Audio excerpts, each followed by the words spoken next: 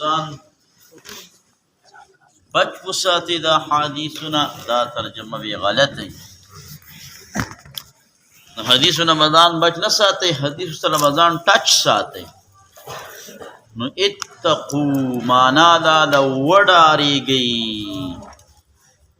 د روایت د حدیث عني زمانہ دا داسې بی احتیاط کار مکوئ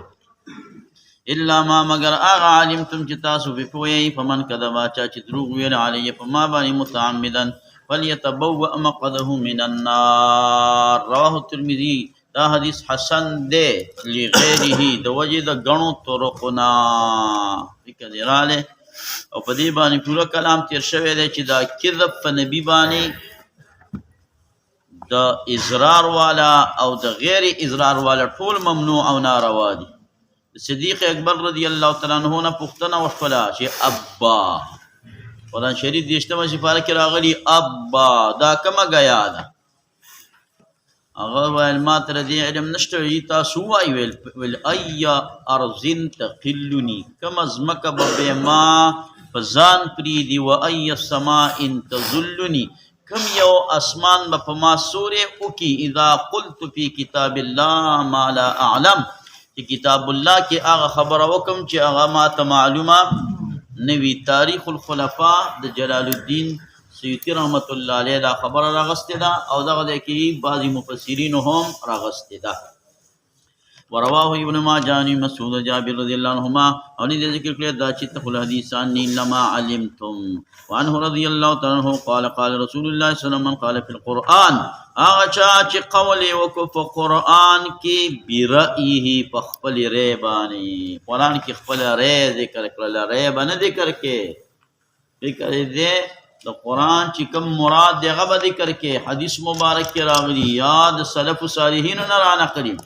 فليتبوأ مقعده من النار وفي رواية من قال چاچ قول کو په قرآن کې بغیر علم فليتبوأ مقعده من النار رواه الترمذي او امام ترمذی ویلی حسن صحیح وعن جندب رضی الله تعالی عنہ قال قال رسول الله صلى الله عليه وسلم من قال في القرآن برأيه چاچ قول کو په قرآن کې په خپل رأی باندې په اسوابا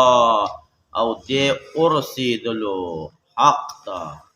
اسوابا حق خبره وکړه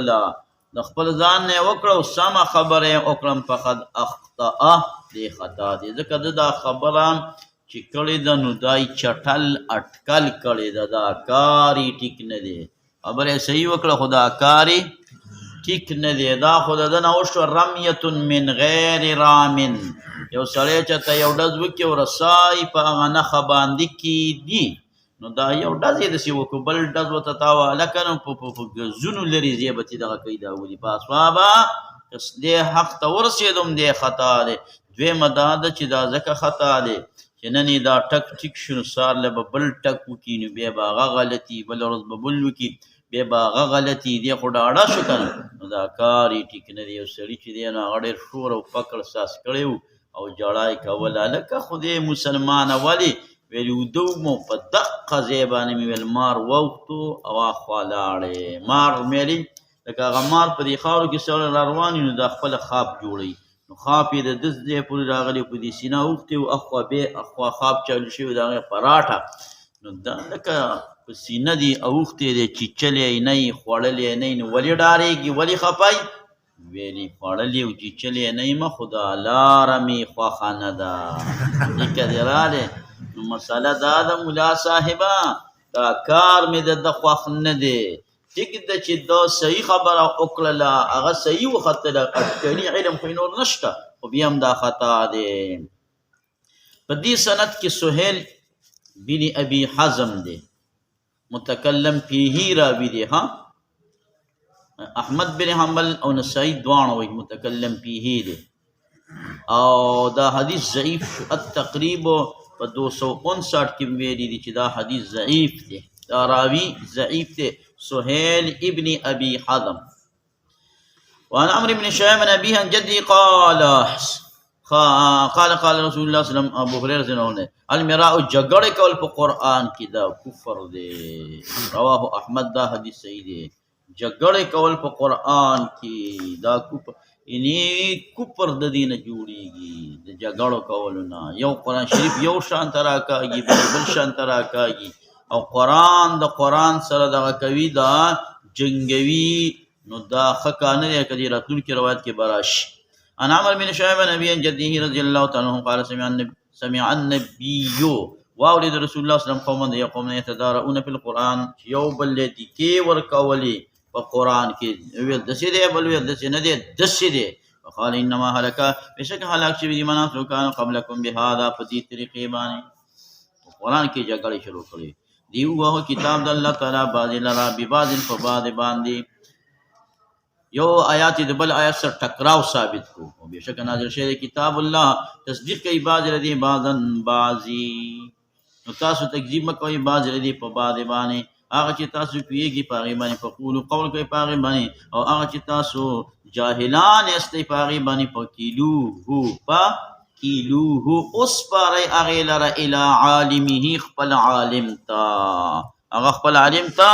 اسپارئ. ګوره ملا صاحبه په قرآن شریف کې به چې کوم دی دغه نه کې د تعرض نه راوباسي مګر اله چې دفع د تعرض به ورسره ذکر کې د دې دپاره بیا رایستې شي. قرآن شریف کې خو ډېر دغه راغلي دي که یو دې کې آیت کې راغلي دي چې ونیو دې قوم لره صیحتن چغې صیحتن چغې او فاخذتهم الصیحة چغې ونیو. بل ځای کې وایي ونیو دې لره الرجفة زلزلی. دا کم قوم په باره کې ویلي دي؟ عادیان سمودیانو په باره کې یو ځای کې راغلي دي ونیو دې لره الصیحة چغې، او بل ځای کې راغلي ونیو دې لره الرجفة زلزلی. نو کوم یو عذاب نیولي دي؟ نو ګوره امام رازي رحمه الله فرمایلي دي وایي په دې باندې دواړه عذابونه راغلي. یو ځای کې صیحه ذکر شوله، په بل ځای کې رجفه ذکر شوله. لکه دورانې استاد دی ستا سره لکه کوم چې وچخله کاوه او ستا سره کوم چې وچخله تورې چې بیا ورته چا یو ځای کې چې هزار که تورې چې دی تورې چې یې مسکلې ده. بیا چې روانو بل ځای کې سکوټر ودراره که کاوه ده راځه وایي کاوه هم دا دی سکلې ده. نو هغه وروسته سړی چې ورسه سور هغه پېشکي شو که ته خو دا خو دروغ وایي. یو ځای کې وایي چې تور چې هم څکلی وایي کاوه جواب دا دی ټیک خبره ده تورې هم څکلي دي او کاوې هم څکلې ده. نو زلزله هم پرې راغلې وه او صیحه هم پرې هم د جبریل امین راغلی. دویم تطبیق دا دی چې در حقیقت په دې باندې راغلې وه صیحه جبریل چې پې چغه ویستله نو ونیو دې ولره صیحه. بیا داسې کار وشو صاحب علیه رحمته چې جبریل پې چغه ویستله او دیو چغه واورېدله نو ونیول دې ولره زلزل داسې رچ ونیول ګړزېدل. نو د رچفې نه مراد رچفة الارض نه ده، رچفة الاعضاء والبدن ده د ارض یې رپېدل زلزل. او دریم جواب دا دی چې در حقیقت په دې باندې راغلی وه زلزله. او زلزله چې پرې راټینګه کړله نو صاحب علیه رحمته چغې وي چې سمې چغې وي.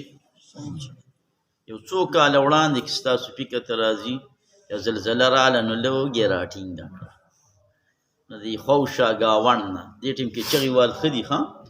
الله د عذاب نه به نه په امن کې کېږي. داسې چغې راوتلې چې زه تاته ویلی نه شم. جومات له ډېر خلک راغلل، زه په کور کې وم جومات له خلک څخه ډېر زیات راغلل او چغې والې. نو بس ما ویل که خیري بس آیات مې زده شو. هغه عیني موقع کې زما نظر همدې توجیه ته لاړه چې دا تفسیرونو کې مې کتلې ما رښتیا خبره ده. ونیوله دې ولره زلزلې او چغې په کوم ځای باندې والي؟ په خولو باندې چغې والي. نو دا دواړه عذابونه داسې نو درې تطبیقه مې درته ذکر هلکه د قوم لوط په باب له چې راغلي وما کان جواب قومه الا ان قالوا ائتنا بعذاب الله. ګوره دا خو حصر دی نفي او اثبات دی. نو د دې قوم جواب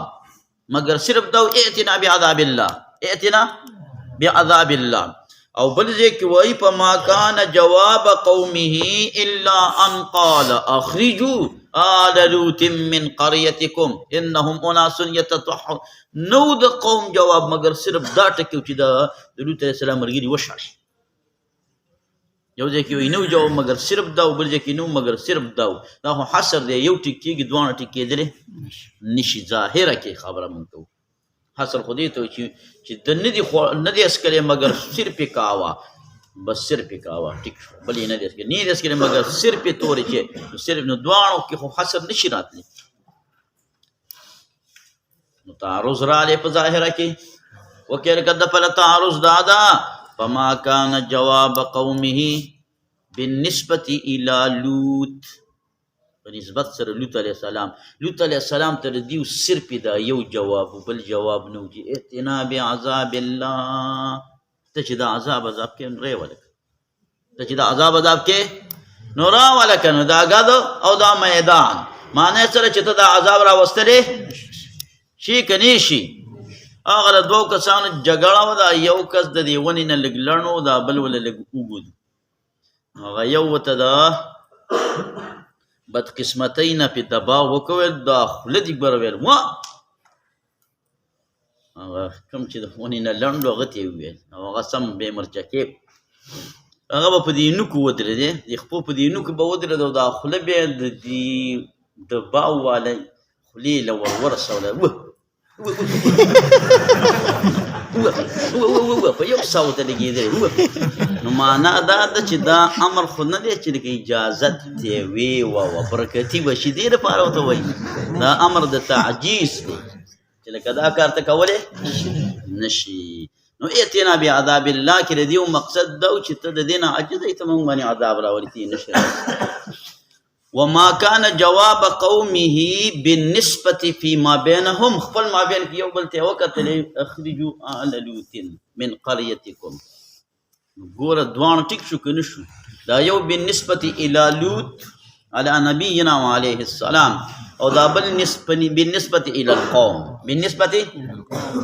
دا سیمولی سے په درزنو درزنو آیاتونه دي. نو په هغې کې به بیا څه کې مولا صاحبه په دې طریقې سره تطبیق یا تطبیق ډېر ښه شی دی بین الآیتین او بین الاحادیث او بین الآیات والحدیث. اصل علم مضبوط او ضروري دقه پکار دی چې ته په دې تطبیقاتو باندې څه کې پوهېدی. راځه مولا صاحبه. نو دیو یو آیات په بل آیات باندې وو کار یې څه که مولا صاحبه خراب. رواه احمد دویم جلد 195 کې راوړی، ابن ماجه هم راوړی، سند یې سره صحیح دی. وعن ابن مسعود رضی الله تعالی عنہ قال قال رسول الله صلی الله علیه وسلم انزل القرآن، نازل شوی دی قرآن علی 7 احرف، و احرف باندې نازل شوی دی. لكل آیت دپاره د هر یو آیات منها لدینا ظهر و باطن، ظاهر او باطن دی، او دپاره د هر یو حد مطلع زید خبرداری دی. رواه فی شرح سنه، رنبی جلد 214 کې راغلی شرح سنه کې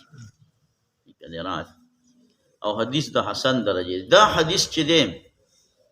په ټولو صحای ستو کې شته سیوا د ابن ماجه نه. دا حدیث مبارک په ټولو صحای ستو چې کوم دی په دې ټولو کې شته دی سیوا د چا نه؟ مولا صاحب د ابن ماجه نه. او مولا علی قاری وایي کہ دا حدیث بالاتفاق متواتر دے فتواتر معنوی سرا، او دا بعضی بدرگانو علیمانو پنید بانے دے کہ تواتر دا لفظ هم دے، لفظن و معنن متواتر شو.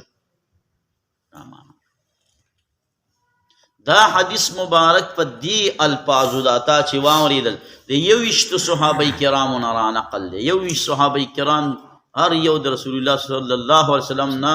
دی حدیث مبارک نقل کرے دے. صرف فرق دا دے کہ تا مستدرک تا حاکم واڑے کا نا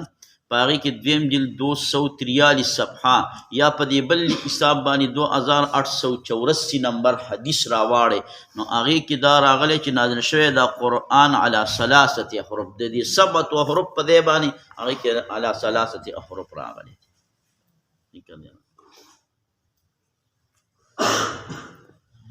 نو دی دوانو احادیث مبارکو کی بے تطبیق عالمانو دا کرے دے چی اول پا 3 احرف بانے رالے، بیا چی دینو وہ احرف تورسیدو. پیغمبر علیہ السلام لے اجازت راغلیو ایک دے نازل شوے دے انمانے اجازت شوے دے 3 احرف ویل پرو دیکھ آرہ دا قوم زما د امتو دا عجمی دی لګي سیوا سیوا شو خبره پینځو ته وخته ویلي جبريل الله ته درخواست وکا چې زما د امت سره نور مسانته وکي ویلي وو ته خبره وخته جبريل درې یو پیر رااله درې بیا رااله پینځو بیا رااله و څو پیر رااله درې پیر رااله په دې درې م پیرې د ځان څخه خبرم راوړ الله رب العزت فرمایي چې تا د دې بندګانو د اسانتیا د پاره د جبريل درې پیری په منځ کې واسطه کو بس درې سوال دي ز قبلوم کوا یا رسول الله صلی الله علیه وسلم کم دعا به غواړي جبريل ته وای و ازما دا دعا د چې رب هب لي امتي بس امت مبخ چې جبريل د رسول الله صلی الله علیه وسلم نکلا رخصت علی روانگی کوي و یا رسول الله صلی الله علیه وسلم الله پاک ما ته درې خبرې یاد کړې دي نو یو خو به تدا وکم دویم دې څه سوال دی و ازما بل سوال نشته دویم ممداد چې رب هب لي امتي امت تبارک دا سی نبی من له خدای راکړ الحمدلله بیا ویلې دریم ته پوس خو به کوي دریم دی ویل څه دی ویل ادخرها لیوم القیامه قیامت ورځ ته هغه پرېږدمه چې دا ټول مخلوق به ما ته محتاج شي دا ټول انسانان حتی ابراهیم خلیل الله چې ابراهیم خلیل الله به مراته مساقې ته مې کړی شفاعت کبرا بلته به رسول الله صلی الله علیه وسلم کوي شفاعت خو پته نه کوم څه په مال شفاعت دی په دې مری سره جو تحقیق ابل توکم چې شفاعت په څو قسمه باندې کوم دی کې حدیث مبارک راشي ان شاء الله نو ګورا څو درې سوالونه څونه مزیدار سوال په بنی اسرائیل کې یو بزرګ لرم د درې سوالونو د غراغلیو چې د وحی پیغمبر ته وحی رااله چې دغه بزرګ ته وایي چې بس درې سواله بزرګ لاړې خدي ته ویل دې کې دا من اشاره کې مشوره راغلی ده مشورې کې د خدي باس راځي نو وسنی زده کوي هغه سم لګيږي به نو خدي سره د مشوره وکړه خدي سره به د خبرو کې مشورې هغه سره مشوره وکړه درې سوال دي نو ته چې د دوه چار څه کې هغه وکړه خدای یو سوال خو داسې وکړه چې زما له خدای پاک ځواني راکړي او ښایست راکړي په دې علاقه کې زما غونته کې بل ښایسته بنیادم نه بس دور ته دوا وکړه نو خدای وعده کړی و نو خدای داسې شپه نوجوان ښکلې مزیداره ښایسته بس چې هغه ښکلې مزیداره او ښایسته شوه نو د خپل خاوند ته وایي چې لکه ته خو بوډا یم او زه نوجوان یم زما او ستا کور نشي کېدلی زه د خپله ښایسته او ښکلې ځواني تا ته خاورې کوې نه شم لاړه چې کوم دی د بادشاه سره په تخت کې کېناست دې سړي چې لکه دا حالات ولیدل او بیا نیک سړی مې خو سخت غیرتي وي نو هغه دا برداشت کوي چې دا خو د برداشت نه بار خبره ده نو ویل خدای دې بیزو که دویم دوای دا نه بیزو چې بیزو شوله نو بس دغه بادشاه مله سهولت یې ورکړه چې خپې ټکه ته بلا موږ پسې اوس راغلي بس زامن یې د پلار له رال ویل پلار بزرګي په خپل ځای باندې کول دا بزرګي اوس ته زموږ په مور باندې دغه کې چې کله رانه د مور نه جینۍ ساده کې او کله چې بیزو دغه کې دا ساده کې دا کارونه ډېر غلط رانیول دا کار صحیح مه کوه بس هغه زړه په زړه باندې قصه ټیک ده درېیمه دوا یې وکړه خدای په هغه زاړه حالت یې درې سوالونه وو درې مانه درې سوالونه وو درې مانه سری وخواره ودرېده او زمونږ نبي ماشاءالله لا قوة الا بالله داسې سوالونه یې وکړل چې 50,000 کسان مشورې ته کښېني چېرې څه قسمه سوالونه پکار دي د دې نه به یې بله د پاسه نه کړي داسې ده که نه ملا صاحبه ولې دغه پکې نارانه دا خو پکې نو ښځه په مشورې کې خو دا دغه یې لکه ملنګ راغلی وی ملنګ خیر دغه کړم هغه هلک وله وراوړو نو بس هغه ورته وایي چې هلکه یو سوال وکړه الله پاک به دې هغه سوال دغه کړي. دا اوس حدیث یا کتابي خبره نه ده، دا اوس هسې یو قصه ده د عبرت واله. ها دې که دې راغلی که ته د ډرامو کتاب ویلی نه م دې ویلی مقامي معنی څه د په لغت کې ډرامه کومه خبره چې ته ځان نه جوړه چې هغه په خارج کې حقیقت نه لري نو هغې ته په دې پښتو کې ډرامه وایي، په عربۍ کې ورته مقامه وایي. اووه قسمه باندې کلام دی، یو کلام مقامه به معنی ډرامه د ځان نه جوړ کړی شوي کیسه. خو لکه چا ته ته ووایې چې د ډرامو کتاب جګړه څه کوي که نه ښایسته کتاب دی مقامات، خو کاش چې دا دېرش واړه مقامې ویلی کړي. دا 50 مقامې دي، مخکې به دېرش ویلی کېدي چې دېرش ویل شي ښه خبره ده. سریشي په دې باندې یو شرح په دې باندې داسې شته دی چې په 30 مقامو. نو ملا صاحبه سړي دا ویلي چې یاره یو سوال به کې زیات به نه کوې. نو هغه چې لاړی نو مور ته وایي چې مورې یو دوا د څه شي وکړمه؟ هغه وایي سخت غریبانان د مالدارۍ دوا وکړه. زار ورته وویل څه چل دی؟ وایي دغسې یو دوا قبلي مالداري په شړق باندې وله، په لا دې په سترګو باندې دغه دا معذور دی او په سترګو ړوند دی، ما دپاره دوا وکړه چې سترګې مې روغې شي بیا به کوو مالدارۍ سره. ښځې پسې اواز وکړه دا څنګه دغه طرفون ته ګرځې دې خوا نه راځي څه چل دی؟ هغه داسې ویلي دا ټول دغه بوډاګان دي ویل نه پوهېږي داسې کار وکړه ویل چې زمونږ او ستاسو وارث نشته دی، ما بچی هم نشته دی، زوی سوال وکړه. سړی ګیر شو د چا مني؟ خو ډېر منطقي سړی به ځکه و چې راووتو نو ناشنا سوال کوي. مالنګ ته وایي خدای نه داسې سوال وکړه چې الله پاک زما پلار ته زما زوی د سرو په زانګو کې ورولیدل کړي. لکه دې راغلی سوال یو او رضای کې پې څه چې زوی چې د ده پلار ولیدل وکړه خو بنا شو، او چې د ده زوی ولیده خو زوی به هم چې د سرو زرو زانګو ده نو په ما ژوند وکړه. نو مولوي صاحب علی سمعت احرف ته دا بیا ورسېدو ذکر دی راغلی. او د دې ځای کې د دې انزله نه مراد اجازت دی، اجازت یې په 2 احرفو باندې راغلی دی. اوس د علی سمعت احرف نه مراد څه دي؟ نو په دې کې 41 اقوال دي. اوجز المسالک د شیخ زکریا رحمه الله تعالی 4م جلد 241 کې وایي که تاسو سره اوجز المسالک نه وي نو دا والی دا د صاحب علیه رحمته مخکې په 18 زره باندې وه 19 جلده کې ده. اوس په غالبا ګرانې 24-25 هزار په دې باندې میلاویږي د بیروت نه چې کومه چاپ ده هغه راته یادوم ځکه په هغې تخریج شوی دی او کار پې شوی دی نوره مزیداره شوې ده. اوجز المسالک شرح د موطا د امام مالک د شیخ زکریا رحمه الله تعالی ریحانة الهند چې چاته ویلي شخصیت دی. نو 41 اقوال په دې کې دي. یو قول دا دی چې دا د متشابهاتو نه دی، بس په دې موږ نه پوهېږو چې زهر څه دی او بطن څه دی او سبت حروف څه دي او د هر یو حد لپاره مطلع دی دا څه دي.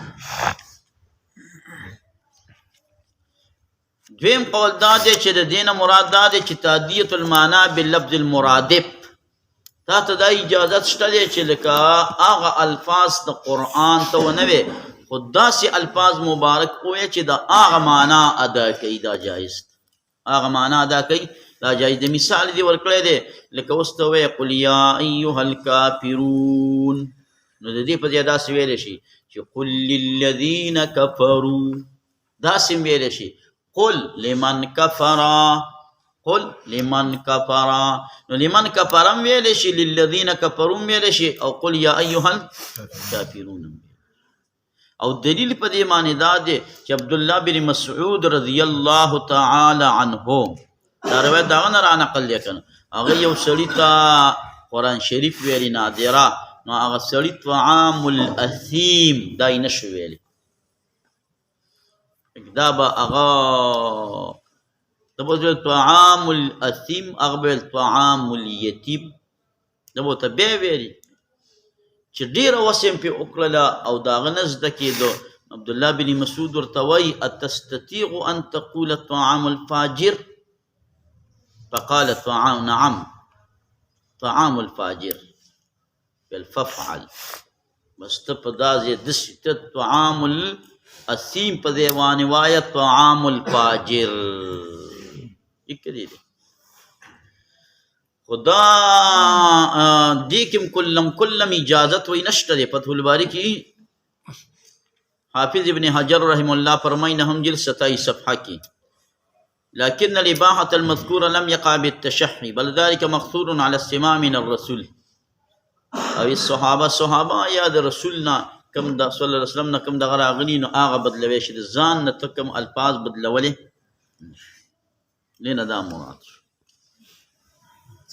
ناظری خپل طریقه دا ناظری طریقه دا چې اول تاسو د الف دا چاته چې ناظره خایغه ته الف په دې قرآن شریف کې زی په زی راړی چې د اول سر کې راغلی اخیر کې راغلی یا د کلمې په دې مینس کې راغلی چې هر ځای کې دې الف وپېژني بیا به با ورته وروښیه چې با هم داسې وپېژني چې منځ کې راغلي اول کې راغلي اخیر کې راغلي هر قسمه با ځان له راغلي د بل ټکي سره وصل راغلي دا ټول به ورته مختلف ځایونو کې واړه چې دا یې ویلی شي بیا به ورته وښیه تا هر قسمه بیا به ورته وښیه ثا نو داسې طریقې سره به هغه ته حروف زده کړي بیا به زور زیر پیخ دا به ورته زده کړي بیا به د دې د ویلو طریقه ورته وایي خان خو هغه ټکو باندې به ورته نه وی داسې به ورته وی پا غا لا اینې ضا را با زا لی کال کی تا بو هغه به وایي ته به ورته نه وی دا وایه دې باندې زور دی وایه دې باندې زیر دی وایه دقسې وایه زا لی کل کتابون بیا چې دا یو ټکی په ډېر ټیم کې ووایي که نه زا لی کل کتابو ذالک الکتاب ذالک الکتاب ذالک الکتاب داسې ورته لس پیرې به دا بیا ووایي نو بیا پسې بل ټکی دغسې روان کړي بیا پسې بل روان اول به ورته دا ټول وښیه دا غړوندي شد دا د دې د جوړولو طریقه دا به ورته وښیه نو چې دا ټول هر څه ورته وښودل صاحب علیه رحمت او دی په خپله باندې روان شو نو زه به د قرآن شریف ناظره یاده شي نو بیا که په 10 ورځو کې قرآن شریف ختموي که په هر څو کې خو 13 ورځو کې یو طالب ته دا زده کېږي او غواړي پیرډ ګنټه او ډېرو کسان سپین ږیرو ته په دې باندې ما ختمونه کړي سپین ږیرو ته چې هغوی هم ختمونه برابر نو دې داسې هلکانو ته خو ډېر اسان دی دا ته ملا صاحب دا د ناظرې خپله طریقه په ناظره کې بس 14 ورځو کې ناظره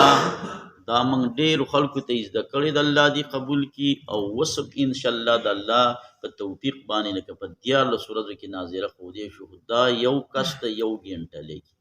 چې دوه پې ملګري کې یا درې بیا هم کار کېږي خو دونه مضبوط نه کېږي خو ګزاره کېږي بیا هم او چې یو کس له داسې ټیم ورکړي نو بس ناظرې په یو ساعت یې زده کړي داسې غریبانان ماشومان ناست په کلونو باندې څه ورونه پراته وي ته دا طریقه ورسره چالان کړه نو بیا ورته وګوره چې دا څونه زر ناظره ختموي بعض علماء کرام فرمایي چې دا 7 لغات ترېنه مراد دي لغت د بني حذیل و کنانا د قیس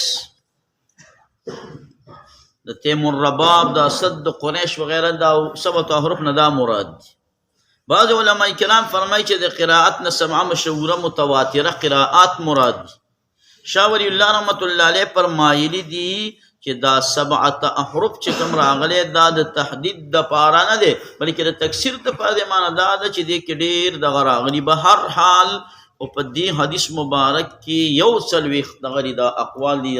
دا څو مشهور چې وو نو هغه مې تا ته څه کړو صاحب وویلي او د هر یو آیات ظهر او بطن هم دی په ظاهر کې او په باطن کې خو د دې نه د هغې خلکو استدلال نه نیول کېږي چې هغوی د ځان نه یو خبره ایستلې چې لکه مون نه دا مون نه دی مراد هغوی ځان ته اهل باطن وایي باطنیه ډله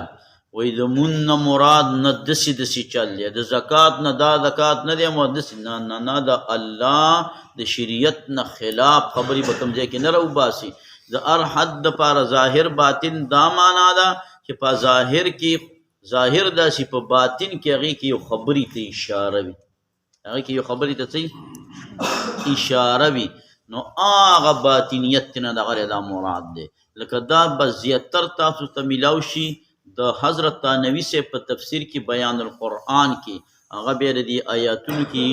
هغه اشارات او د هغې نه سلوک او تصوف هغې ته بهر ته دغه کړی دا رایستلی د هغې نه دا مراد دغه کېږي داسې دغه ته نه دغه کېږي دا مراد کېږي چې ته مثال په طور باندې دغه راوالې لکه پښتو کې به ته زه دا مثال درکړم چې دا ظلم چې دی ظلم ولم یلبسوا ایمانهم بظلم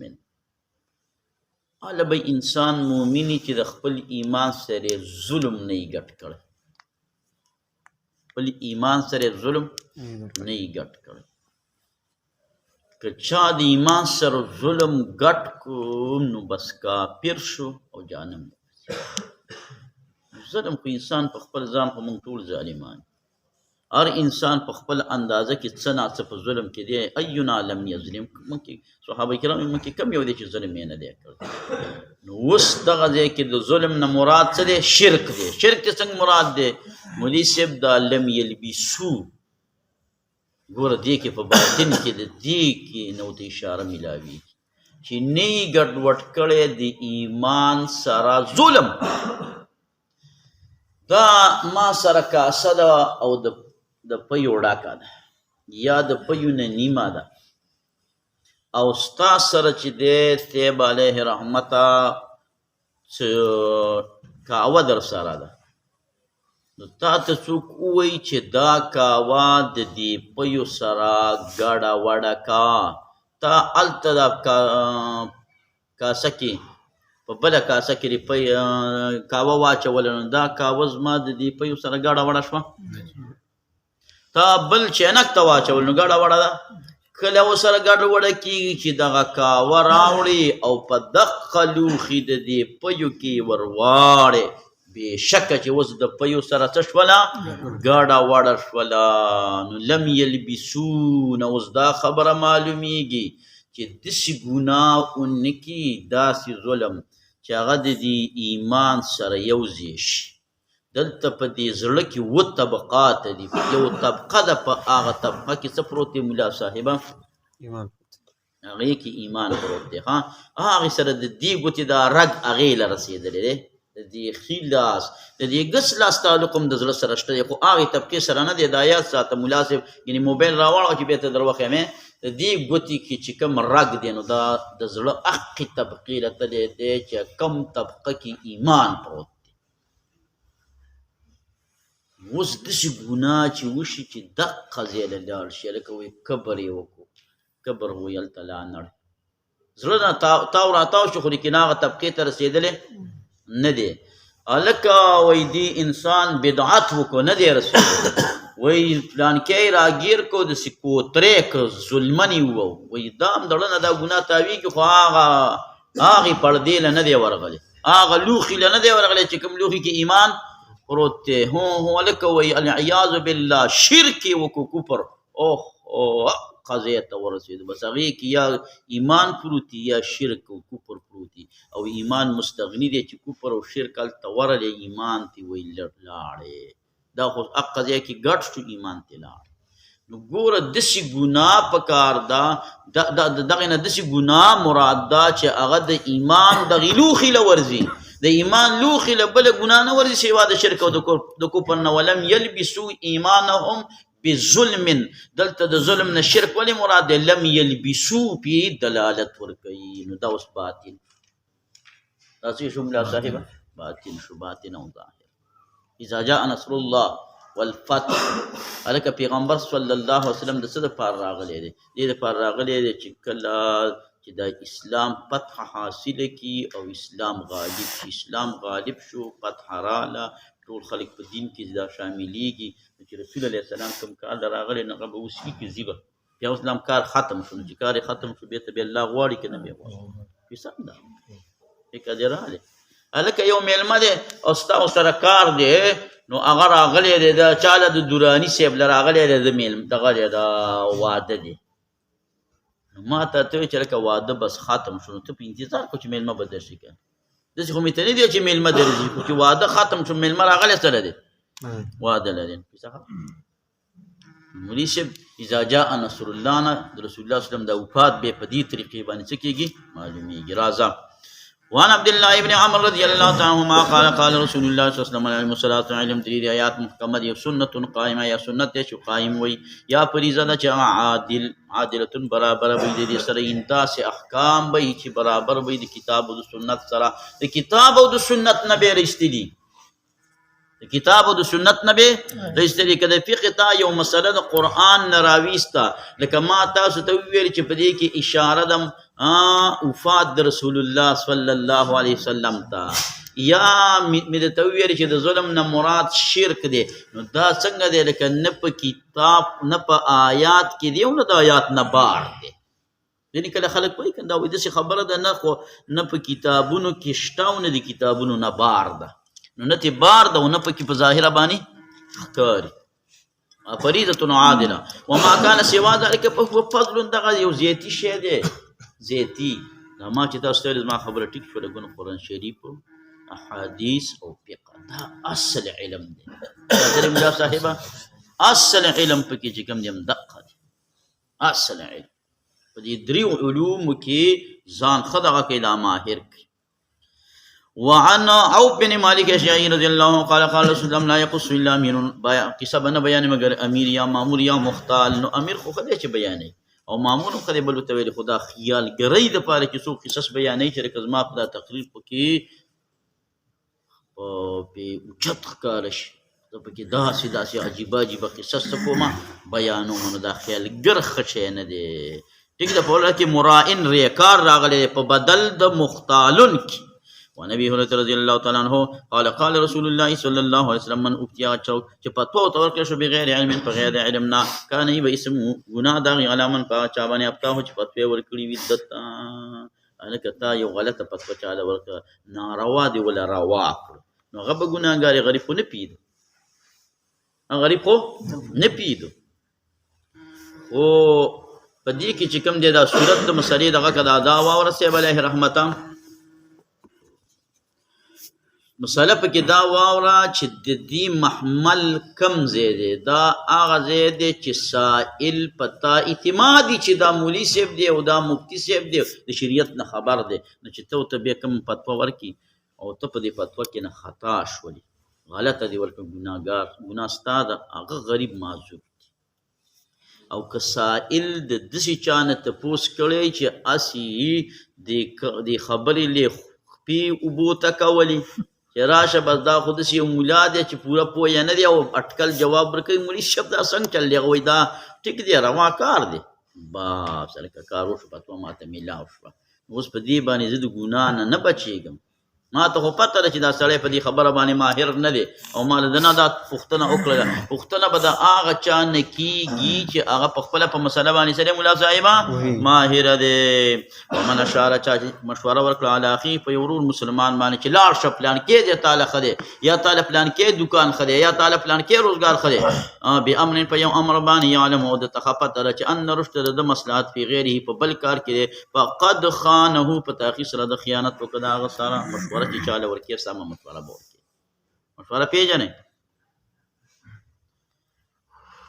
پیژنئ څه ته وایي مشوره معنا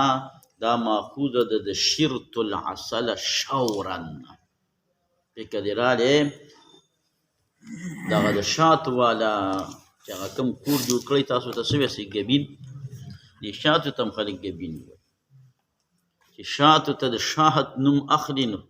خواږه نه لګي چې ګبین ورته یاد کړي بیا ورته در چاړه کېږي. فکر دې رالی پولاو هم چې پولاو به اوس څه شی پولاو هم پخ کړی یم دغه وریجې دي او دا وریجې چې کوم دی څه خوټ کولی وي پولاو هم پخ کړی دی موږ ته قابو د خولې نه لاړه توی شوې فکر دې رانلی په ناوګۍ کې چې موږ ورته د بام سرویلې په برنډۍ باندې د بره ناست هغه یو قاري صاحب بل قاري صاحب ته وایي هغه زمانه کې دا د چرګانو رواج نه و هغه اوس تاسو ترقي وکړله ورو د چینو سره څه خورئ چرګان خورئ دا نه و یا نوي راغلي داسې مستغه چا به ډېر نه استعمال دی دا چې یو سال نو یو تاري بل تاري ته وایي چې دا پیکوړو کړي والا له روغ چرګ ورکړي او په هغې کې سور کړي او په پلیټ کې درته پروت وي او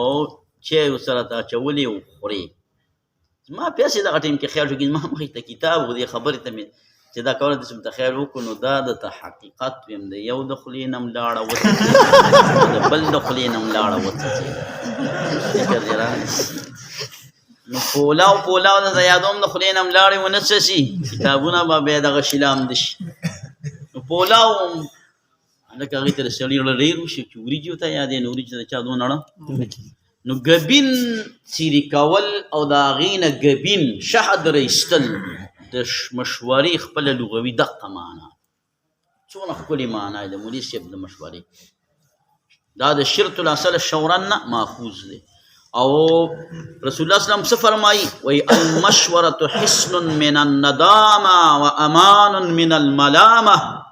د پښیمانتیا نه د حفاظت قلا ده او د ملامتیا نه امان دی چې تا کور کې مشوره کړې وي یو کار وکړي نو بیا که تاوان پکې وکړي تا څوک څه نشي ویلی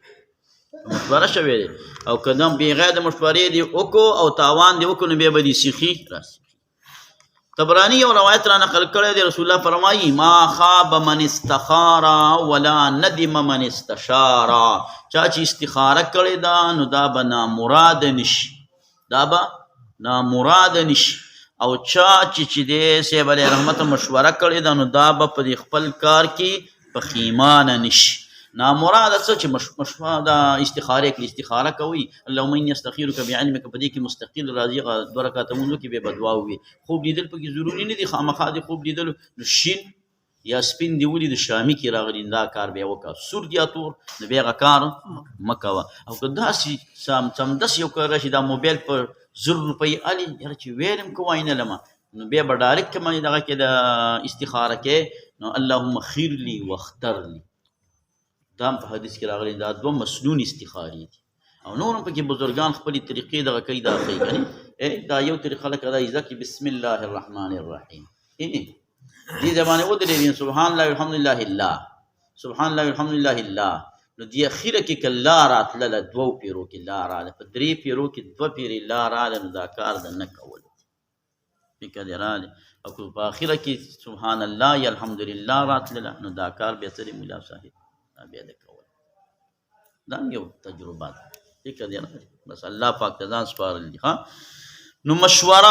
ابو هريره رضی الله تعالی عنہ فرمایلی دی وای ما رأيت احدا اکثر مشوره لاصحابه من رسول الله صلی الله علیه وسلم وای دس یو شخصیت ما ته معلوم نه دی چې د خپل مرګرو سره هغه د پیغمبر علیه السلام نه زیاتې مشورې کړي نبی علیه السلام ډېر زیاتې مشورې کولې ترمذي شریف دی لومبی جلد 301 صفحه کې او مشوره چې کې مولوي صاحب د چا سبا مشوره کې 15 صفات چې چا کې 3 ثبوتی او 2 سلبی انما مشوره ال کم دی نمبر 1 عقل کامل سرا با تجربه می عقل او تجربه چې چا کې را یوځي د کم سړي په کم کار کې تجربه دا غنه مشوره طلب کوه مشوره اخلاق حدیث مبارک راځي رسول الله صلی الله علیه وسلم فرمای استرشدوا العاقل تاسو د عقلمند سړي نه د سمې لارې مشوره اله ولا تعصوه فتندموا دا خلاف مکوي به وروسته پښیمانه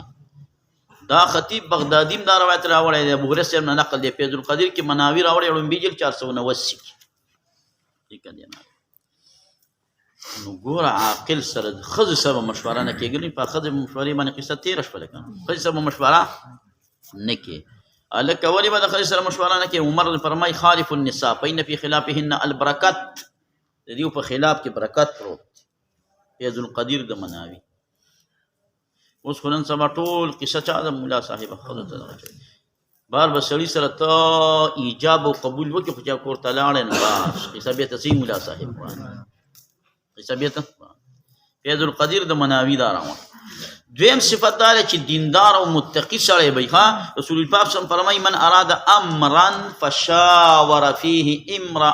مسلما د صحیح مسلمان سره په هغې باندې دغه وکړه مشوره وکړه وفقه الله لارشد اموره دا هم فیض القدیر د مناوي او دا تبرانی را نقل کړی دی. دریم دا دی محب ناصر چې ستا سره مینه هغه سره مشوره کوي. د حاکمانو قول دی د حکماو وایي لا تشاور الا الحازم غیر الحسود واللبیب غیر الحقود. د بغضي سره او د کینهګر سره بیا نه کې د هوښیار انسان سره به څه کې ملا صاحبه مشوره کې. ادب الدنیا والدین کې 208 صفحه باندې دا روایت راغلی دی چې چا سره ته مشوره کې نو سلبي صفت دا دی چې هغه باندې به کومه پریشانی او بیماری باندې یو سړی پریشان دی په خپلو ټینشن کې دی او ته د هغه نه دغه اخلي فکر دی راځي. او پنځم صفت دا دی چې چا سره ته مشوره کې نو هغه به نفسیانی خواهش په دغه نه لکه ته اوس د چا د دکان سره جوخ دکان اچې او ته د هغه نه مشوره والی چې دلته دکان چلیږي که نه چلیږي نو هغه تا له کله دا مشوره درکوي چې او چلیږي هلته خو د هغه نقصان پکې دی چې چا دس چا نه مشوره نه اخلي چې په هغه کار کې هغه خپل غرض لټوي د هغه نه به مشوره نه اخلي. دا د مشورې څه دي مولا صاحبه آداب دي. اوس د مشوره څه کول فکر دی راځي. په باجوړ کې یو ملا صاحب تبلیغیان غواړي وخت نه خبره ده 2000 نه مخکې چا به چې تپوس وکړه لکه ویلې دا څه چلي چې دا مولي صاحب غواړي مشوره ورته شوې بل نه به تپوس وکړو نه لکه ده کې څه چلي چې تاسو وویل مشوره ورته شوې تر ننه پورې د هغې وجه معلومه نه شوه ده ولې مو وایې مشوره ورته شوې فهم کوي ګوره مشوره دلته ونشته. وعن معاویه رضی الله عنه ان نبی اسلام نهى من عن الاغلوطات. اغلوطات نه پیغمبر صلی الله علیه وسلم منع کړ. اغلوطات څه ته ویل کېږي دوڼه چې سړی ور باندې ګیرې دا د دې نه منع راغلی او د ذهن د تیزولو دپاره استاذ په شاګردانو یا یو ملګری په بل ملګري باندې کوي د ذهن تیزولو دپاره دا ښه ده لکه یو شعر به زه تاسو ته ویم تاسو ما له خیر د دې ترجمه سبا له راکوئ شعر د ځان سره تاسو دا کې دا نوٹ کړئ ای طرقت الباب حتی کلمتنی فلما کلمتنی فقالت ایا اسماعیل صبرا فقلت ایا اسماعیل صبری اعراب ورته په جاری کوي بس دا شعر د ځان سره ولیکئ شعر معنا دی دغه شعر دی ذکر طرقت الباب حتى كلمتني فلما كلمتني فقالت ايا اسماعيل صبرا فقلت ايا اسماعيل صبري. دي شعر ترجمه تاسو ته ماته وکړي راځه. نو غلوطات نه منه فرمایلی دا خو ماته چې د غلوطات کوم غلوطات لکه چې کوم کې ته د انسان شرمول غواړي او که یو ځای کې انسان ذهن تیزول غواړي نو هغه بیا د هغې نه منع نه ده راغلې. خلک مشهور سوالونه کوي قدمتني زید فی المحراب وغیره. وعن ابي هريره رضی الله تعالی عنه قال قال رسول الله صلی الله علیه وسلم تعلموا الفرائض تاسو ځکه فرائض لره قرآن لره وایي نور خلکو ته فاني مقبوس زه به زر دی چې قبض شي. وعن ابي الدرداء رضي الله عنه قال كنا مع رسول الله صلى الله عليه وسلم النبي عليه السلام سره فشخص ببصره پورته کو نظر مبارک سره اسمان تا ثم قال هذا اوان دا هغه وختونه دي يختلس فيه العلم چې او به تختول شي په دې کې علم من الناس د خلقنا تر دې پورې چې دی او قادر نشي منه لدی علم نالا شي په تیو شی باندې. ونبي رضي الله عنه يوشك قريبا دا يضرب الناس وبوي خلق اكباد الابل جګرونه د اوښانو طلبوي به علم لرا اوښانو باندې به یو ځای بل ځای ته دي فکر دی د اکباد الابل پیغمبر اسلام نو د ایبل کې د ګاډي ماډي سکوټرې سیکلې دا ټولې پکې راځي دا ټولې پکې دغه شو ده. او په هغه ټیم کې پیغمبر صلی الله علیه وسلم سکوټر یاد کړی چا پیژاندري نو ایبل یاد کړو ایبل وما فی معناه دا اوس محدثین یادوي ابل وما فی معناه فلا یجدون دی ممندن کی احدن یو تن لر چډیر عالم د عالم د مدینی منورینا. سفیان ابن عیانه فرمایي چې دا مالک بن انس دی واقعي خبره ده او مثل د دې راغلی د عبد الرزاق نم او اسحاق بن مساوي چې مولوی بن عیانه چې دا هو العمری الزاهد دی او نوم د عبد العزيز بن عبد الله سو کوئی دا مراد سو کوئی دا خدمات کی مراد کی دی خپل زمانه کې امام مالک او خپل زمانه کې عبد العزيز بن عبد الله دا لیلی علماء بغلا کا حدیث چاته په یاد زین تسس سوچ کې. وانه رضی الله عنه فيما علم رسول الله قال ان الله عز وجل بشک الله عز وجل لګی دی امت د پار په ارسل کلونو کې هغه څوک یجدد لها دینها چې تجدید کوي دیو د پاره د دین د دی په زرو کالو کې مجدد راځي مجدد الفسانی او په سلو کالو کې مجدد راځي دا مجدد کله د یو فرد په حیثیت باندې راځي او د جماعت په حیثیت باندې راځي وان ابراهیم بن عبد الرحمن الغزری رضی الله عنه قال قال رسول الله صلی الله علیه وسلم په دې کې دا حضرت نبی سے دا قول راغلی چې دا دین مراد حق دی او زیات چانس هم دی حضرت نبی سے یا قاسم نانوتوی سے انور شاه کشمیری سے دا ټول بزرګان پکې راغلي دي خو زیات راځي دا چې دا د جماعت په شکل مراتب شي کابرین د دیوبان دا مجددین دي ها وعن ابراهيم بن عبد الرحمن الغزري رضي الله عنه قال قال رسول الله صلى الله عليه وسلم يحمل اخذ بديع علم درا من كل خلف عند اريو جانشين وعدوله عادلان ذي علم او شريب الذين التحريف الغالين قد ودوال تجاوز كونكو وانتحال المبتلين او انتحال د باطل فرستو مبتلين باطل فرست انتحال غلط نسبت کوي یو کار بل چا کړی او د نسبت ځان ته کوي تصنیف د بل چا دی د په پاسه خپل نوم دغه کدا نوشته کو یا نات یو چا ویلې دی او د اخیره کې کړای کې په د خپل ځان یاد کې دا زمونږ کې یو کلمه ناتونه ویلې نو ناتونه به خدای خبر شاهجی محمد امین صاحب جوړ کړیو او دارنګ محمد زمان غمجن به جوړ کړیو ورام او چا به جوړ کړی هغه په اخیره کې دا ویل دا خیر جان تی د پتنګ وندي تاویږي نبی اکرم لازم او ډیر می یادېږي ار نات کې به خپل نوم دا کو دا راوسته هغه په دې پیدو نه چې دا انتحال دی کنه ها پته تر دانو په بدې کې نه دا چا چې جوړ کړی دا په ځان یاد کړی دی نو دا بار سره په خپل ځان څخه کوي بیا دی او تعویل د جاهلانو دا بم دغه کوي راول بهقي په کتاب المدخل مرسلا مسند کړه حدیث جابر په انما شفاء علی عید جاهل ته پوسټه په باب د تیمامک ان شاء الله تعالی التبه ذکر کوم الفصل الثالث عن الحسن مرسلا قال قال من جاءه تو چرا لغه مرګ او د تر بول علم لرا د پار د دې ژوندې کې په دې سره اسلام ځان کې ژوندې کم د کور خلکو کې ژوندې کم په نور دنیا کې ژوندې کم د اسلام د ژوندې کولو د پار علم دغه مقصد دی مولوی چې ځان د قرآن او حدیث نه خبر کو کم کارونه من کې نشت رای ولو کم په مون کې زائد دي هغه کټ کو او نور خلک نه دي څنګه خبر کو قرآن کې دادي الکه یو طالب العلم علم وکي او دې فارغ شي او به درسونه کوي خداغه کور چې څنګه نو الان کما کان نو بدی طالبای باندې څه تا په خپل کور کې انقلاب رانه وست ستا خپل کور شریف تراوا نړاو کې دي دا صاحبہ اصل د علم نګوره مراد څه دی لام ليحيي به الاسلام اسلام ژوندي کول غواړي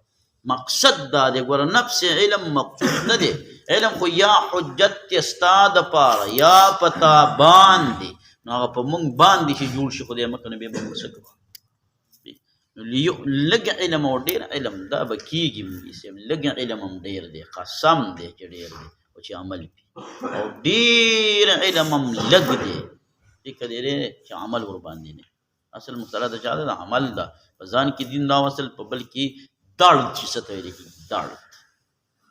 د مینې صاحب دارد چې شاته درد محسوس شي د خپل ځان په حق له د امت په حق له بس دا خپل من سره د بچو درد دی څنګه درد دی چې دی باندې دا سبق ونه وای دا چالوونه کو دا ونه کو سار له بدیو سخري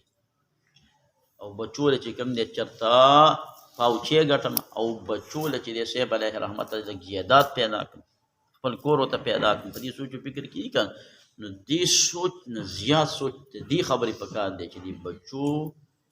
دا راتلونکي وخت د دیندارۍ شي چې دیو کامیاب شي او نور خلک هم کامیاب شي اخرت فیصله دې ژوندۍ کم ځای د مولا صاحبہ د اخرت کنه ليحيي به الاسلام چې اسلام په ژوند کې وبينه وبين النبيين درجه واحده في الجنه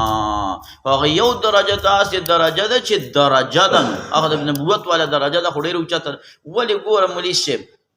د دو د پیغمبر سوچ یو پیغمبرم ليحيي به الاسلام د پاره راغلی دی او دیم چې دی دا علم زکی ليحيي به الاسلام جهاد زکی ليحيي به الاسلام تبلیغ زکی ليحيي به الاسلام تصنیف زکی ليحيي به الاسلام بس دا مقصد شو بل مقصد منگو تاسو پیجن که څه کار کوي بس احیاء الاسلام سره زمون کار دی روزګار دی څه دی احیاء خو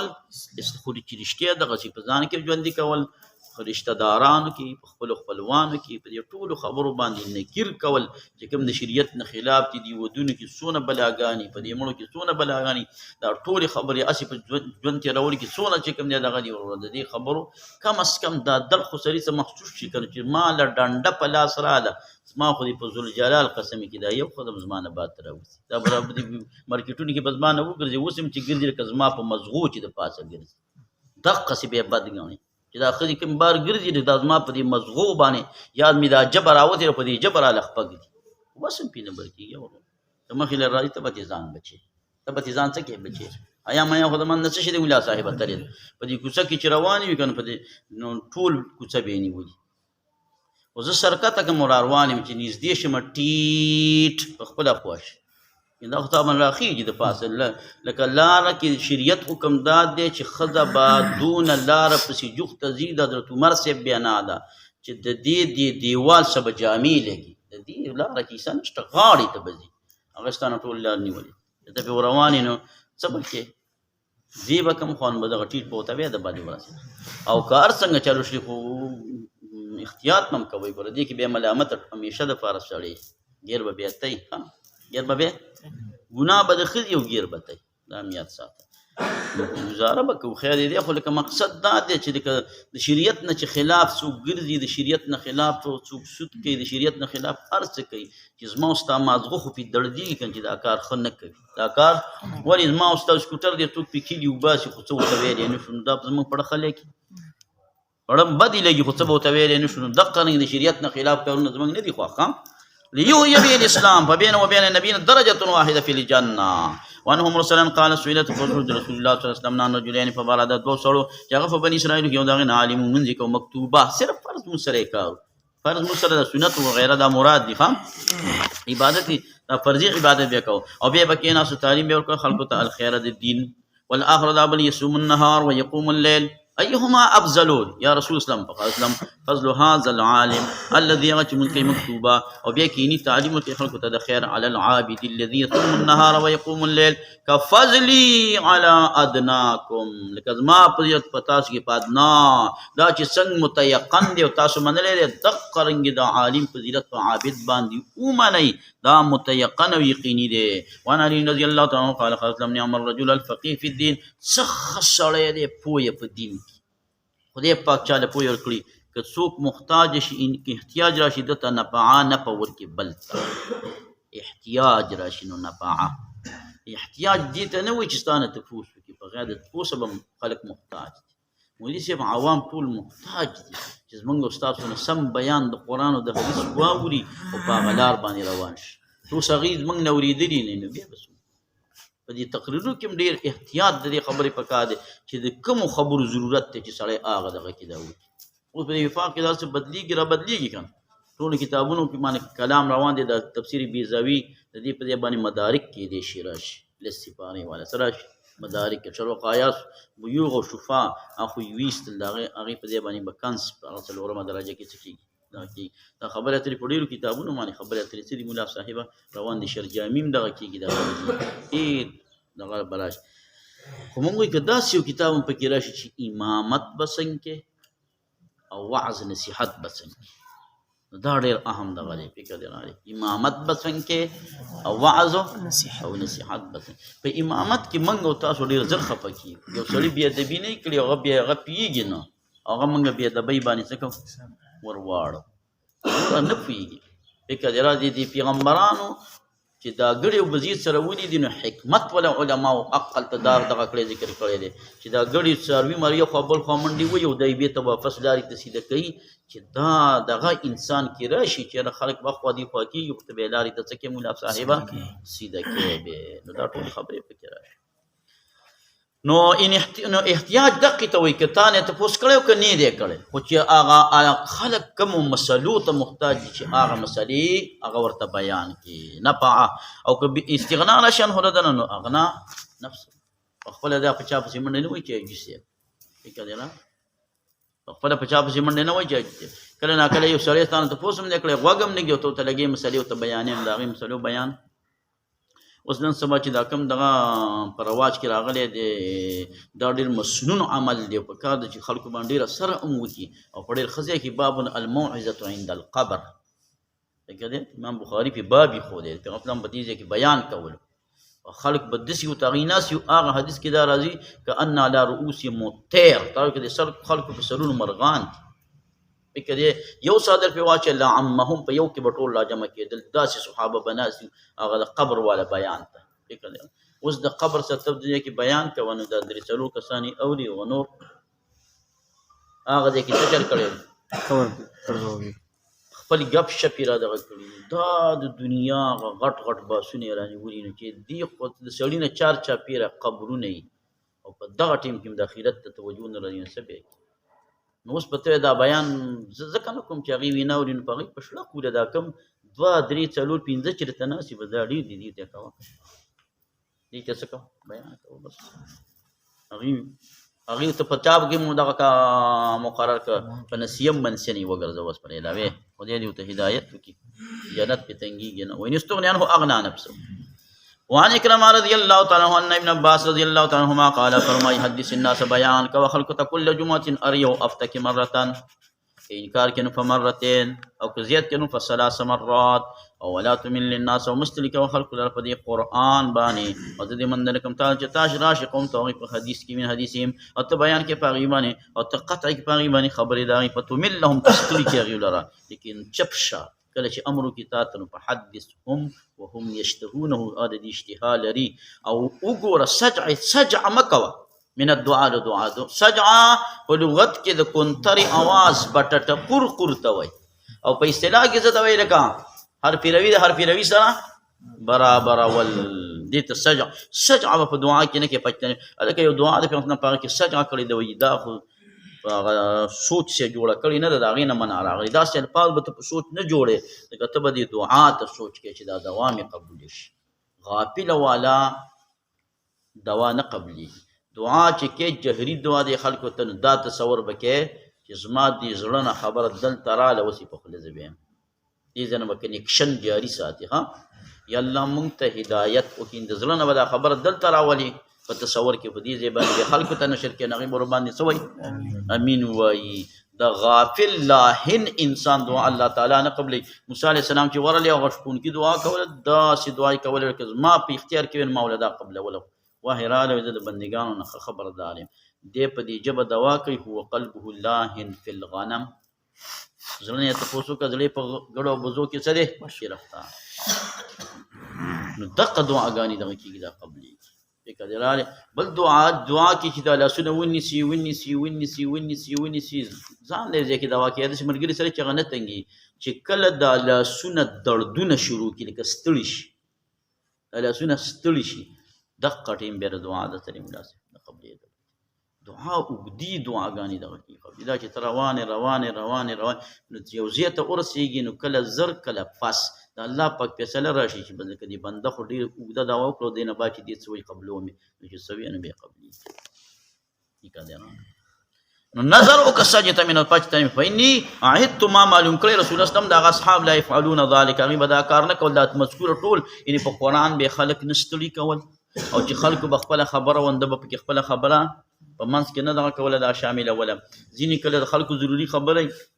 او ته په هغې کې ورته هغه ته بیان شروع کړي نه چې لکه ته څه به زه ورسره دغه وکړم ټیم ته کتل پکار دي کله خلکو ته تکلیف یې په خپو په سر ناست دی جنازه ده یا څه شی دی او خلکو ته تکلیف دی بس هغه خپل مقدار پورې مختصر خبره وکړه زیاته بیا یې مه کوه په نور ناستې دي د ټولو خبرو خیال ساتل څه دي ملا صاحب پکار دي ته په منبر باندې ناست یې پکې درته چالو دي او سخته ګرمي ده بار ګرمۍ ته نور ته خلک دغه دي دا ولاړ دي او ټیم پوره شو او ته بیا هم لګیې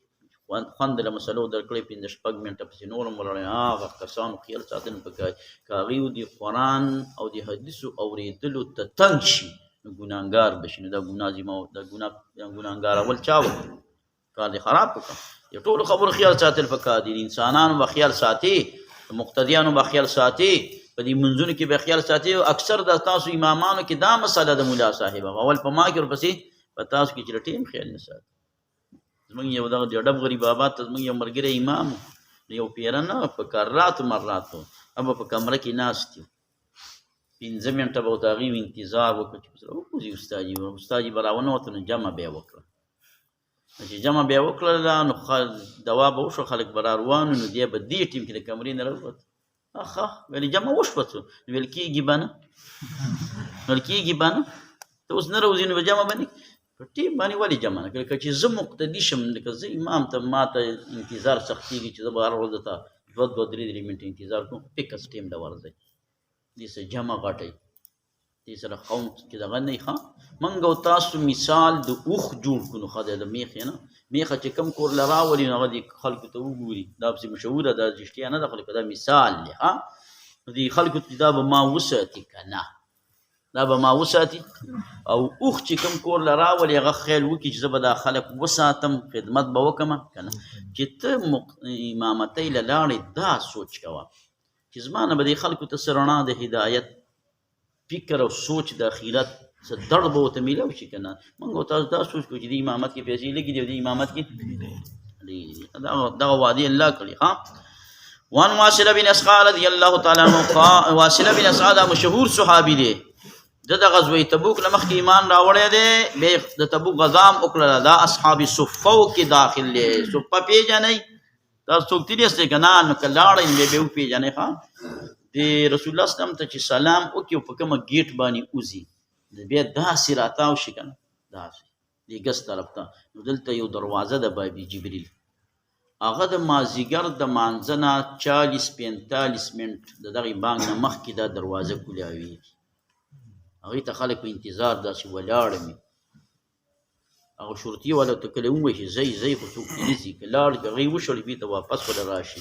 هغه چې څنګه کولاو شي په یو ګړق خلک ورننوځي، چې په هغې ننوځي او دې خوا راتاو شي نو د رسول الله اسلام دغه خپو مبارکو ځای دی، ناشنا ځای دی. حاجي محمد امین صاحب چې کوم ځای کې دغه دا ناست او د ماخوستن د مانځه پورې بیا تا ته اجازت دی، که هلته کښېنې که بیا ترې پاڅېږي خو بیا ترې څوک نه ځي، او که داسې لاړ شي نو دغلته صفه ده، که دې راغلی نو دې طرف ته د رسول الله اسلام خپو مبارکو ته یو کله ناکله پکې صفې ته هم لاړ شي. نو موږ پکې صفې ته لاړو، نو صفې ته چې لاړو نو ما به دغه دی نه موبایل دا چاته میلاو کړو چې ما به په حدیثو مبارکو کې څه سبق وویلي، ما چې د دې ځای طالب العلم پاتې شم، که دې راغلی او کور والا هغې علم کړی دی، نو ما به هغې ته ور میلاو کړو، نو هغې ته به مې پکې قرآن سنت تعلیم ورکړو، ما چې د دې ځای مدرس هم پاتې شم. په دغه نیت باندې به مې د بل ته به میلاوو چې زه ترې زده کړه وکړم، طالب العلم پاتې شم، او بل ته به میلاوو چې د دې ځای څه معلمو کې هم راشم. دا خو لوی مقام دی که نه، ملا صاحب د صفې والا حضرات هغه اصحاب صفه او یا کسان چې به ناست وي، ماشاءالله فکر دې راغلی چې سترګې پټې کړي او هغه په تصور کې راولي چې نه دې سبق وایي، ماشاءالله څونه خوند. من طلب العلم، نو من دې که د علم نه د دپاره کفلان 2 حصې دي د اجر نه، او که من دې نه کې بیا د دپاره کفل من الاجر بیا هم شته دی، ځکه د خداخواري خو یې هسې نه ځي که نه. او د دې واصله بن اسقا د ده نه 56 احادیث نقد دي، 105 کال په عمر کې، دا په 85 هجري کې وفات شوی دی په شام کې. په دې روایت کې یزید بن ربیعه دی او احادیث ته د مناکیر دي، خو په فضایلو کې دا کافي دی. وعن ابي هريره رضی الله عنه قال قال رسول الله ان مما بشک بعد دانه چې په تکي په مومن په د عمل د حسنات د بعد موت علما علم د چې د کړي غلره خور کړي غلره او ولدن صالحا ترکو پری خو غلره یا مصحف د علم کتابونه قران شریفونه ورسو په میراث کې پری خو دي لره یا جمعات بنا هو جوړ کړي غلره یا کو د فاضل سبیل بنا جوړ کړي او نهرا یا نیر اجرا جاری کړي غلره صدقه اخرجها اشتري دي لره مما لي في صحته وحياتي په کېږي په ده پسې من بعد موته. نو ډېر کارونه داسې دي چې هغه د ده دپاره صدقه جاریه ګرځي، دي کې 6 دا دي رال. وعن عائشة رضي الله تعالى عنها انها قالت سمعت رسول الله يقول ان الله عز وجل اوحى الي وحي کړی ده ماته چې انه من سلک چا چې وچلوله یو لاره په طلب د علم کې 2 توجیه پکې تېرې شوي دي، سحلت له طریق الجنه، د به آسان کړو دپاره لاره د جنت. ومن آسو سلبت کریمته، چې زه سلب کوم والمه د ده 2 سترګې، اصبته زه بدله کې ورکوم دته علیهما په مقابله د دې 2 سترګو کې جنت. هلکه یو سړی په عبادت کې ډېر مقام حاصل کوي، بل په علم کې، نو فضیلت په علم کې خیر دا ډېر بهتر دی، فضیلت په عبادت کې. او ملاک د دین چې دی بنیاد د دین هلکه دا دین چې په څه باندې مضبوطېږي، دا مساله چې دا کمې دا دغه د خخت د دغه کوي د مضبوطی، نو دا الورع پرهیزګاری ده، اجتناب عن الحرام، دا ډېر قیمتي عمل دی. رواه البهقي فی شعب الایمان. د دې اولنۍ جمله په مسلم شریف کې راغلې ده، بیا ګوره 204 نمبر روایت کې. او دا دویمه جمله دا چې دا ډېرو صحابو نه په بخاري کې نقل ده، کتاب الجنایز د بخاري راواړوه ها، ومن سلبت کریمته دقه یوه. او دا اولنۍ په مسلم شریف کې دغه شوې ده، دا راغلې ده. او دا روایت منذری سیب دیتا حسن ویلې دی. وان ابن عباس رضی الله تعالی عنهما قال تدارس العلم یو بل تدرس کول د علم ساعتن یو ساعت من الليل خیر، دا بهتر دی من یا د ژوند کول د دې ټول شپه ټول شپه چا ژوندۍ په عبادت باندې. او طالب العلم پکې لږ ساعت سبقونه ویل کوم یو بهتر دی، لکه طالب العلم او دا مدرس چې دی نو دا دغه دا بهتر دی. وان عبد الله ابن عمر رضی الله عنهما ان رسول الله مر بمجلسین فی مسجد، په خپل جماعت کې دو مجلس لګیدلی، فقال كلاهما على خير واحدهما يولد دوالنا افضل دی من صاحبي د خپل مرګرینا. اما هؤلاء فيدعون الله، دیو دعا غواړي د الله نه، ذاکرین دي، ويرغبون او دارنګ رغبت کوي له چاته الله پاک تمینه کوي، که د خدای خوښي وربکې دی لرا او که د خدای خوښي منع بکې دی دیونه. واما هؤلاء چې دا نور کسان دي د کوي فقه لرا یا د کوي علم لرا یا فقه یا کوي علم یو شی او خی نور جاهلان تنفهم افضلو، دا ډیر افضل دي. وانما بعثت او بشک ذلګل شوی معلما حیث معلم کی، ثم جلس فیهم بیا کېناستو په دقه معلمینو کې طالبانو کې. پیغمبر صلی الله علیه وسلم په کومه ډله کې کېناستو؟ طالبانو په ډله کې. ٹھیک ہے، دا ډېر افضل دي. ولې افضل دي؟ صاحب علیه رحمت دا علم زکی نور ته ښیي. او زما حیثیت دنیا کې د کمې خبرې دی، که زما څوک تپوس وکړي رسول الله صلی الله علیه وسلم فرمایي چې دا څوک دی، نو زه معلم یم، نور خلکو ته علم ښودونکی. رواه الدارمي. په دې کې عبدالرحمن بن زیاد افریقي او عبدالرحمن بن رافع تنوخي دی، دا دواړه ضعیفان دي، خو د دې حدیث نور تاییدات شته، د هغې د وجې نه دا حسن دی. وعن ابي الدرداء رضي الله قال سئل تپوس وشو د رسول الله صلی الله علیه وسلم چې څه دی حد علم هغه چې کله ورسېږي ته سړی کانه فقیها دا فقیه وي. فقال رسول الله صلی الله علیه وسلم من حفظ چا چې حفظ کې زما امت باندې 40 حدیثا سلوی حدیثونه په امر دینها په امر د دین د دی کې، یعنی هغه روایات نه چې صرف هغه اخبارات وي، نه د اودس چارهدام د مونځ د عقیدې د حج او د روجې ان د احکاماتو سره تعلق ساتي، نو راپورته به کېدل الله تعالی فقیها فقیها. اوس دا د قاعدو والا په دې کې څه ناڅه تیر شو، فکر دې راغلی. او دا کتاب الطهارت او کتاب الصلات کې به نور روایات دغه کېږي، دا راځي. کوم طالب العلم هغه دا تشریف سمه یاده کړي او بیا څلوېښت حدیثونو باندې راجمع کړي او څلوېښت حدیثونو باندې خپله تشریف یې دغه کې دا راولي چې دې درس کې کومې دغه کړي دا اورېدلي، فکر دې راغلی، نو به دې اجر او ثواب کې به دې راشي. 40 حدیثا فی امر دینها بعثه الله، راپورته به کېدل الله تعالی فقیها. فکر دی په دغه کې راولي دا کتاب النکاح کې د حضرت صاحب دا رنګې دا احکامات سره کوم تعلق ساتي دا حدیثونه دغه کې، نو هر یو سره خپل افادات لیکلي کوي چې افادات د فلان او دلته طالب چې کوم دی دغه طالب العلم، نو طالبۍ کې به کتاب هم شایع شي، دا ځان له دغه ټوله دا او بیا مدار چې دا اجر به حاصل کړي. بعثه الله فقیها، راپورته به کېدل الله تعالی فقیه. وکنت له یوم القیامة شافعا وشهیدا، سپارش بهم کوم شهادت بم ول ورکوما.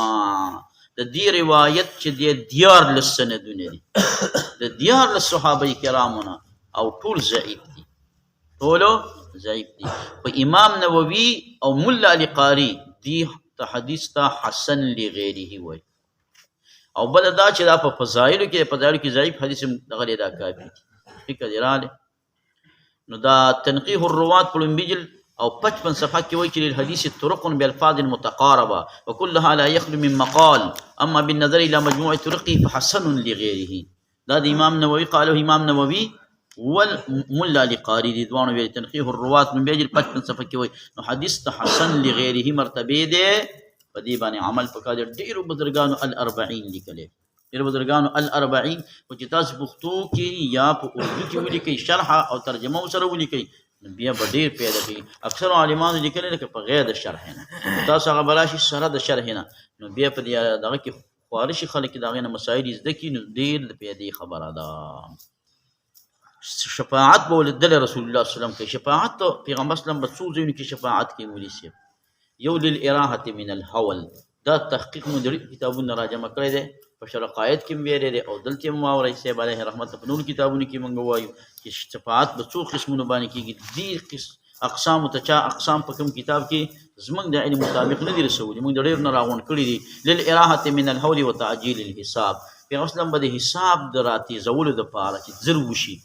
شفاعت به کوي ادخال قوم بغیر حساب الى الجنه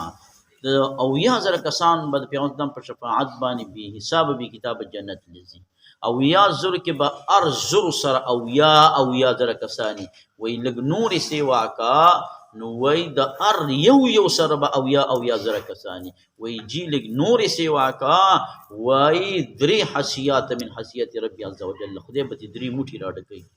حضرت عمر صاحب ابوبکر صاحب ته وی چې ورته ووایي چې نور هم سیوا که ابوبکر وی بس درې موټي د خدای رال بس خبره څه شولې ملا صاحب بس نو دا دغه به وي دا شفاعت به وي او څلورم چې جهنم به پې واجب شوی وي روان به وي د رسول الله اسلام په شفاعت باندې به راستون شي او پنځم چې دی جهنم له به تللی ګناهګار به د شفاعت د رسول الله به بیرته راوځي او پنځم د زیادت د درجاتو دپاره چې درجه به د چا کمی خو د پیغمبر په شفاعت باندې به هغه درجه ورته نوره هم سیوا شي دا پنځه اقسام ګورئ کرماني شرح د بخاري درېیم جلد 213 شرح د مواهب 12 جلد 341 تحفة الباری شرح د بخاری لومبي جلد او 267 او بل شپږم لتخفیف العذاب په حق عام الناس د عام خلکو نه به دا عذاب د رسول الله صلی الله علیه وسلم په شفاعت باندې سپک شي فتح الباری د ابن رجب ذکر کړي فتح الباری شرح د بخاری د ابن رجب الحنبلی لومبي جلد 316 اوم چې د ابن ملقن ورته وایي ناشنا مولا دی په بخاري باندې ښایسته شرحه کړې د شپږ دېرش اووه دېرش جلد کې میلاویږي ابن ملقن هغه وایي من مات بالمدینة المنوره په مدینه کې چې څوک مړ شو نو پیغمبر علیه السلام به شفاعت کوي په ترمذي کې راغلي دي په روایت د ابن عمر باندې رضی الله تعالی عنه رسول الله فرمایي فمن استطاع ان يموت بالمدینة فلیمت دا په مدینه باندې مړ شي فإني أشفع لمن مات فيها دق خلقو د پاره به شفاعت کوما تبکوما شفاعت بولکم توضیح شرح د بخاری پنځم جلد 167 صفحه ده اتم چې د پاره تخفیف د عذاب په حق د ابو طالب صاحب کې ده حق د قاضی غیاض رحمت الله علیه دا ذکر کړی نه هم داخلي دل د امت محمدی د ټول خلقو نه اول قرطبی ذکر کړی کم قرطبی یو مفسر دی د بل استاد ابو العباس شارح د مسلم دی هغه ذکر کړي نمبر 10 لمن استوى حسناته وسيئاته بدخول الجنه چې چا د نیکی او بدی برابر شي اعراف والا په شفاعت د نبی علیہ السلام جنت ته ځي فتح الباری د ابن حجر رحمت الله علیه دا بل فتح الباری شولا چا چې لا اله الا الله ویلی بل وسه هیڅ قسم عمل نشتا داغه شفاعت بکی رسول الله صلی الله علیه وسلم فتح الملحد کې شیخ الاسلام شبیر احمد عثماني وای او دولسم چا چې څلوېښت حدیثونه د امر د دین حفظ کو تبلیغ یې کړه نو دا کما فی المشکات وستي ویلي هم او دیارلسم چې د صاحب علیه رحمته پیغمبر خدا فرمایي چې په ما درود ویلي او بیا یې د هغې نه بعد راله وسیله ورته آت محمدا الوسیله نو حقت علیه شفاعت یوم القیامه دا فتح الباری کې راغلی دي دا روایت باب الدعاء عند النداء هلته راغلی او دا فضل الصلاة علی النبی د امام اسماعیل صاحب دی پنځم په 50 صفحه باندې هغې کې هم راغلي څوارلسم چې څوک درود ابراهیمي بار بار وایي شهدت له یوم القیامة وشفعت له الادب المفرد کې امام بخاري راوړی دی په 223 صفحه باندې او پنځلسم من صلى على محمد صلى الله عليه وسلم وقال اللهم انزله المقعد المقرب عندك يوم القيامة وجبت له شفاعتي طبراني كبير پنځم جلد 14 صفحه مسند احمد 14 مسند احمد څلورم جلد او 108 دغه دا صفحه دا پنځلس قسمه شفاعتونه مې ته ویلي نور هم پکې شته خو زه په دې پنځلس بیرته بس کوم ادب المفرد کی څونه صفحه حاجی ادب المفرد کی الادب المفرد کی 223 نمبر صفحه دا وعن انس بن مالک رضی الله عنه قال قال وسلم هل تدرون تاسو پته سوق ډیر سخی دی جودن په سخاوت کې قالوا الله ورسوله اعلم قال الله تعالی اجود جودن دی ثم انا اجود بني ادم بیا د ټول نه سخی ز په بني ادم کې او ډیر اجود دی من بعد رجلن عالم علما فنشره یأتی یوم القیامت امیرا وحده ځان له یو امیر به یا به یو ځان له امت وي. سوید بن عبدالعزیز پکې ضعیف دی خو په ظاهر کې کافي دی. نو ګورم علما ډېر غټ سخاوت والي ولې یو سړی روپۍ تقسیموي او یو سړی علم تقسیموي نو کوم یو پکې بهتر دی حاجي صاحبه د علم د تقسیمولو واله ښه. وعنه عن النبي صلى الله عليه وسلم قال من هو ماني دو هرسناک دی لا شفاعانی چې نه مړېږي یو هرسناک په علم کې نه مړېږي من هو د علم نه یو هرسناک په دنیا کې نه مړېږي د چا نه د دنیا نه. رواه البيهقي حديث سلسلة في كتاب الإيمان. وقال الإمام أحمد بن حنبل في حديث أبي الدرداء هذا متن مشهور فيما بين الناس دا فما بين الذي محدثين کې مشهور دي وليس له اسناد صحيح اسناد صحيح ولا نشر دا په ديار طرق راغله ديار طرق ضعيف دي دا ټول کوم راجمه حسن لغيري نو دې د فار اسناد صحيح نشته حسن لغيره سند ولشتا کدرانه معنا پیښلې اسناد صحیح نشتا دیار سندونه دي دیار وانه ضعیف دي دا بیا یو حدیث په متعدد طرق سره راشي ضعیف ضعیف ضعیف ضعیف نو اکم د مرتبه تخریج حسن لغیره تا دا مسله شوه. مستدرک کې ویلي دی پړم بجل بان میں صفحه کې شنه دا صحیح دی ها. وعن عون قال عبد الله بن مسعود رضی الله عنه مان دو هرسنا دي لاشبان صاحب د علم صاحب د دنیا او منزي د ادمانه برابر ارچ صاحب د علم دې د زیته رضا د رحمان باچا ارچ صاحب د دنیا دې نو دې چې دیس امی شکیږي سر شکیږي په طغیان په سرکشی کی. ثم قرأ بالاستلو عبد الله رضی الله تعالی عنہ عبد الله بن مسعود کلا هرگز داسې نه ده بلکې داسې ده چې ان الانسان لیطغى انسان ډېر سرکش دی. الرآه ځان ان استغنا بې پروا کېږي د خدای نه یا بې پروا کېږي د نور مخلوق نه وایي زه کرا او زه پوره ایما کلا. قرآن شریف کې دا کلا ټکې 33 کرته راغلی 33 بار. د کلا کار څه دی دا نفي د ما قبل او تحقق د ما بعد کوي. تفسیر البسيط د واحدی د کلا معنا د حق امام پراوی وی دا سلا د ما بعد دا کلا ورب الكعبه دا د غیر پر سلا د ما بعد دا. معانی القرآن د امام پرا دا ډېر ښه تفسیر دی. نو د دې هغه وی ترجمه اصل کې دا چې معنا یې د ای کلا ورب الكعبه وی دا په منزله د دې دی چې ای ورب الكعبه. او علامه اخفش د تفسیرم د معانی القرآن د اخفش یو معنی القرآن د نحاس دی یو معنی القرآن د زجاج دی څلور معنی القرآن دی ښه تفاسیر دي په دې نحوي انداز کې او صرفي انداز کې ښه کار کوي. نو اخفش سے وایي چې دا حرف ردع او حرف زجر دی او دا مذهب د سیبویم دی او دا مذهب د علامه زجاجم دی. او څلورم ابو حاتم سے وایي چې دا نا کلا حرف تنبیه ده. دا څلور اقوال به کوم ځای کې ګوري شرح د کلا و بلا و نعم مستقل کتاب دی 25 صفحه باندې ذکر کړی دی. یو بل کتاب دی القطع والائتناف 458 کې هغه په دې کلا باندې تحقیق کړی دی او په دې کې تاسو قاریانو ته قراءت معلوم دی. ابو العباس احمد بن یحیی وایي په تمام قرآن شریف کې په کلا باندې وقف صحیح نه دی یو ځای کې من په کلا وقف نه دا غره ده. او دویم بعضی قاریان وایي چې هر ځای کې په دې باندې وقف دی هر ځای کې دواړه طریقې راځي. او دریم دا صحیح قول دی چې په ما قبل باندې وقف وکا او په کلا باندې ابتدا د کلام وکړي. د کلا نه مخکې ټکي باندې چې ادرې نو کلا نه ابتدا دغه کدا شروع کا. دا درې اقوال المحتسب د ابن جنی ورته وایي دویم جلد 45 صفحه دا درې قراتونه پکې نقل کړي دي. المکتفی 377 کې دا درې وانه مسلکونه راوړي دي. دا د مکی ابن ابي طالب کلی کتاب دی او دا شرح د کلا و بلا و نعم کې په 19 صفحه باندې دا قراتونه دای نقل کړي دي. په کلا کې دا قراتونه شو دا بیان شو. قال وقال الاخر انما يخشى الله من عباده العلماء دی باندې کلام دا تیر شوی دی په کلیران خان واړوي هدايت خیر صلی الله تعالی علیه محمد و آله